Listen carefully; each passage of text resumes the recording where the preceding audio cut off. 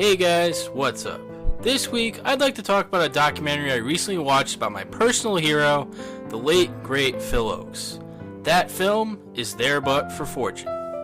What I noticed right away about this film is that it far succeeds the attempt in the 80s to make a documentary about Phil Ochs.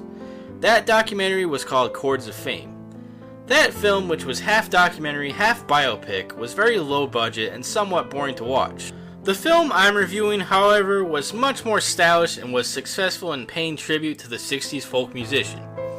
Although it was evident the movie also had a low budget, I think the filmmaker really took his time showing the life and death of this great singer. There were also a lot of great interviews from people who knew Phil and a few people who didn't know him personally but were influenced by him, including my other hero, Jello Biafra, formerly of the Dead Kennedys. The documentary flows mostly in chronological order, discussing Phil's start into politics, his career in music, and his struggles with trying to achieve fame, all the time having problems with substance abuse. By the end of the film, whether or not you're a fan of Phil's music, you will probably at least acknowledge that Phil's music was a mark in history, and also that he and others from the Greenwich Village folk scene were a primary influence in civil rights causes and the youth opposition to end the war in Vietnam.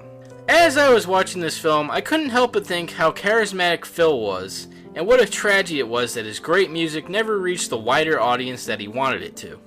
All in all, this is a great documentary that shows the complex personality and revolutionary character that Phil encompassed throughout his life. I would highly recommend this film to anyone who wants to learn about a legend in the folk world, and the story of a real leader who wanted to change the society he lived in for the better. Thanks for watching, and have a good day.